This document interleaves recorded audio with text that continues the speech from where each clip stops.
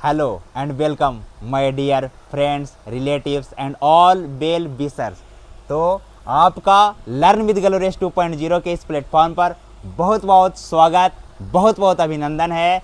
और हम अक्सर ऑफलाइन क्लासेज में जब स्टूडेंट से पूछते हैं नॉन और वर्ब में क्या डिफरेंस है जी, तो स्टूडेंट्स जो है स्टक हो जाते हैं, नई चीज़ों को बता पाते हैं।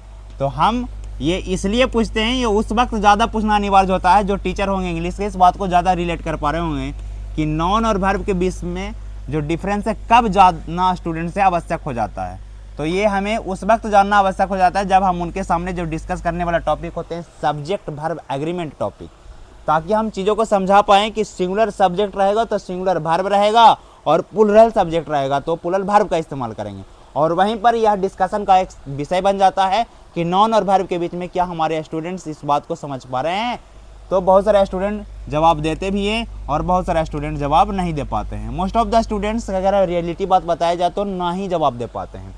तो नॉन को अगर हम जनरली ऐसे बोला जाए कि नॉन को अगर हम इस बात को सिंगल शब्दों में डिफाइन करें कि noun is which type of word, तो noun is a naming word, noun is a naming word, noun is a naming word पहला।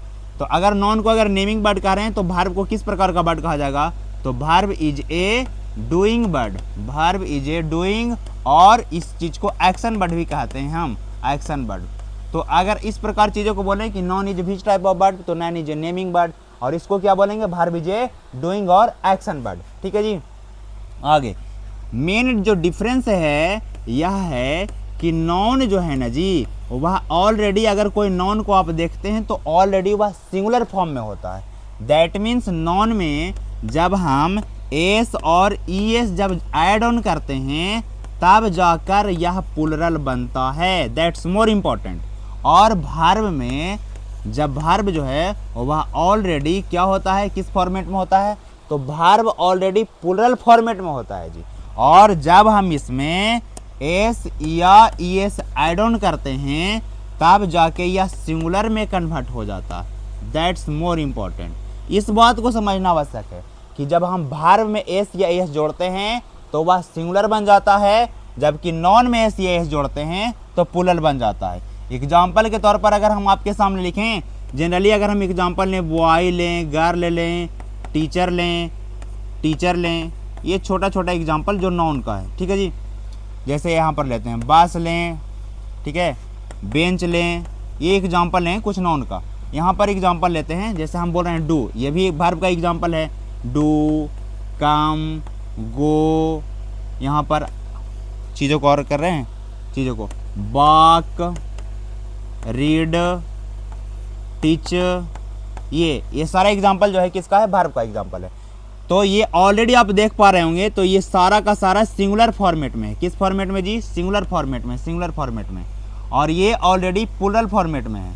दैट मीन्स जब वाई में हम एस लगाते हैं तो होगा वाइज, और यह जाके प्लूरल बनेगा। गर्ल को प्लूरल बनाना है तो हमको एस जो है ऐड ऑन करना पड़ता है, एस को ऐड ऑन करेंगे। टीचर को हमको प्लूरल बनाना है तो टीचर्स करना पड़ेगा, तब यह प्लूरल बनेगा। बस को हमको प्लूरल बनाना तो एस लगाएंगे, बसेज करेंगे। बेंच में एस लगाएंगे तब बेंचेज हो जाएगा। डो में ई एस लगाएंगे तो डज। अब यह जो है ई एस लगाएं तो सिंगुलर बन गया, क्या बन गया, सिंगुलर, यह सिंगुलर बन गया। जबकि यहाँ पर एस या एस लगा रहे थे तो कौन सी बन रहा था जी, यहाँ पर प्लूरल बन रहा था। कम ऑलरेडी प्लूरल है, एस में एस लगा दिए तब यह सिंगुलर बना, गो में ई एस लगा दिए तब यह सिंगुलर बन गया। बॉक में एस लगाएंगे बॉक्स, रीड में एस लगाएंगे रीड्स, टीच में ई एस लगाएंगे तब जाके सिंगुलर बनेगा। अब यहाँ पर चीज़ों को समझाते हैं, तब जाके वहाँ पर चीज़ों को एग्जाम्पल के तौर पर लिया जाता है। जैसे बोलेंगे कि राम ब्लैंक टीच इंग्लिश। अब राम इंग्लिश पढ़ाता है, अब बताइए इस सेंटेंस सही है या गलत। दूसरा नंबर की अगर हम बात कर लें कि Sohan and Mohan blank teach maths, इस प्रकार की चीज़ें। अब ये दोनों सेंटेंस में क्या डिफरेंस है, राम चूंकि सिंगुलर सब्जेक्ट है, पार्ट्स ऑफ स्पीच के अकॉर्डिंग राम सिंगुलर सब्जेक्ट है, सिंगुलर, और Sohan and Mohan subject group में आया है तो ये प्लूरल हो गया, क्या हो गया जी, प्लूरल। तो अगर हमारा सब्जेक्ट, हम किसी भी सेंटेंस में जो वर्ब का इस्तेमाल करते हैं वह अकॉर्डिंग टू सब्जेक्ट करते हैं, ना कि अकॉर्डिंग टू ऑब्जेक्ट और nor other parts of speech in the sentence. तो हम सेंटेंस में जो वर्ब का इस्तेमाल करते हैं वह सब्जेक्ट के अकॉर्डिंग करते हैं, जो हमारा रियल में सब्जेक्ट है उसके अकॉर्डिंग। दैट मीन्स जिस कैटेगरी का सब्जेक्ट रहेगा, जिस टाइप का सब्जेक्ट रहेगा, सिंगुलर सब्जेक्ट है तो वर्ब भी हमको सिंगुलर चाहिए। दैट मीन्स टीच तो प्लुरल हो गया ऑलरेडी, नॉन और वर्ब में यह अंतर अभी हम लोग समझे थे, तो टीचेज करना पड़ेगा। सोहन एंड मोहन प्लुरल प्रकार का सब्जेक्ट है तो हमको जो है वर्ब टीच बिल्कुल क्या है, बिल्कुल सही है। तो इस प्रकार की चीज़ों को हमने समझा। अगर आप साथ में यह बात समझ पा रहे हैं कि आप सेंटेंस में, किसी भी सेंटेंस में क्या आप नॉन से या प्रोनाउन से आप इस बात को जानते हैं कि रियल में सब्जेक्ट और ऑब्जेक्ट का काम रियलिटी में कौन से पार्ट्स ऑफ स्पीच कर सकते हैं, तो there are only 2 parts of speech which can be work as a subject as well as object. तो केवल 2 ही पार्ट्स ऑफ स्पीच ऐसे हैं जी जो सब्जेक्ट का काम कर सकता है और ऑब्जेक्ट का काम कर सकता है। कौन से पार्ट्स ऑफ स्पीच ऐसे हैं जी, तो वह है नॉन और दूसरा है प्रोनाउन।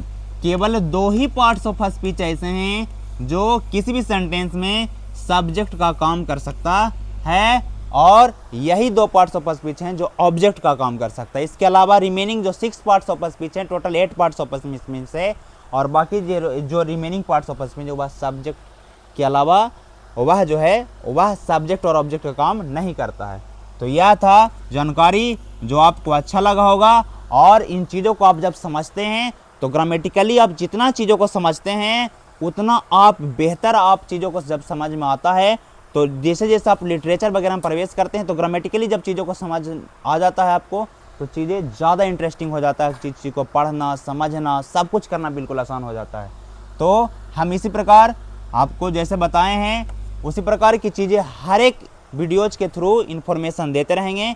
और इस प्रकार के इन्फॉर्मेशन आपको आप लाइक करते हैं, आप इस प्रकार के इन्फॉर्मेशन को प्रीफर करते हैं कि हम अपने लाइफ में चीज़ों को और ऐड ऑन करें, इस प्रकार की चीज़ें हम जानें, अच्छा है तो आप हमारे इस चैनल लर्न विद ग्लोरियस 2.0 को अवश्य ही लाइक सब्सक्राइब करके रखें, बेल आइकॉन का बटन दबा करके रखें, ताकि यहाँ पर जो भी चीज़ें हम आपके लिए डालें वह बिल्कुल आपको एक नया सीख हो, नई जानकारी मिले, ताकि आप चीज़ों को जान करके सेटिस्फाइड हों, कंफर्टेबल फील करें और चीज़ें बेहतर हो।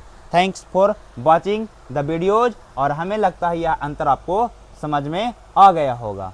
Okay, thank you. फिर मिलते हैं नेक्स्ट वीडियो में, तब तक के लिए बने रहिए हमारे चैनल के साथ।